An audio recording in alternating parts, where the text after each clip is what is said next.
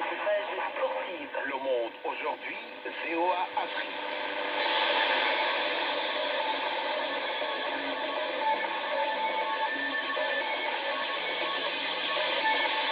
Vous écoutez Le Monde aujourd'hui sur VOA Afrique. Nathalie Barge pour vous présenter cette édition. Maintenant, les dossiers du jour. Près de 1500 Burundais trouvés en situation irrégulière à Goma, dans le Nord Kivu, ont été rapatriés dans leur pays. Ils affirment être membres d'une secte fuyant des exactions et professent que la République démocratique du Congo est leur terre promise.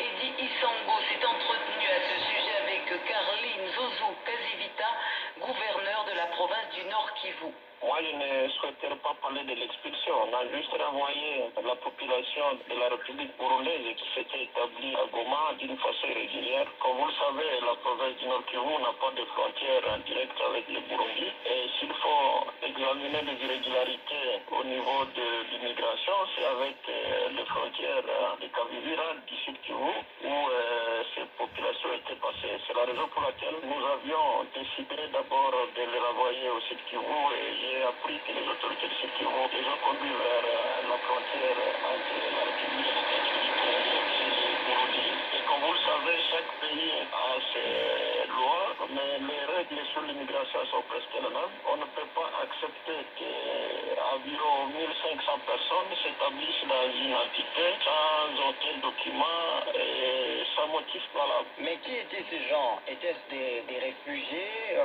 Quel était leur statut? Non, sur le plan du droit international, jusque-là, ils ne sont pas des réfugiés. Ce sont des gens, soit ils sont passés par la frontière de Kavivira avec des documents d'entrée au Congo pour une durée de 2 ou 3 mois et après ils ont décidé de prolonger soit leur séjour à la République démocratique du Congo. Ils se disent d'une secte religieuse qui est en dissidence avec l'Église catholique au Burundi et malheureusement pour eux, ils commençaient à dire que la République démocratique du Congo, c'est leur terre promise, ce qui a énervé d'abord beaucoup de gens à Goma, au Nord Kivu, l'histoire de la région, parce qu'en fait, jusqu'à aujourd'hui, nous sommes en train de payer les conséquences au niveau sécuritaire de la présence des réfugiés rwandais de 1994.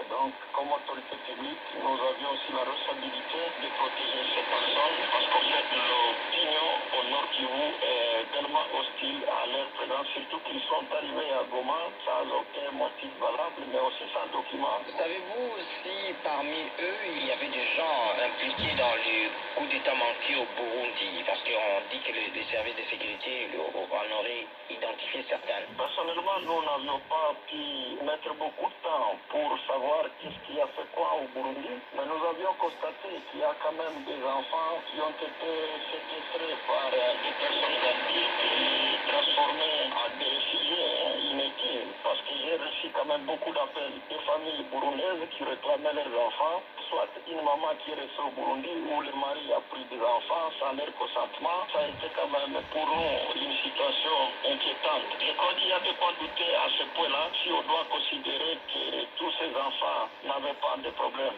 sur leur sol au Burundi, mais qui sont contraints de vivre la clandestinité en République démocratique du Congo. C'était Caroline Zouzou Kazivita, gouverneur de la province du Nord Kivu en République démocratique du Congo.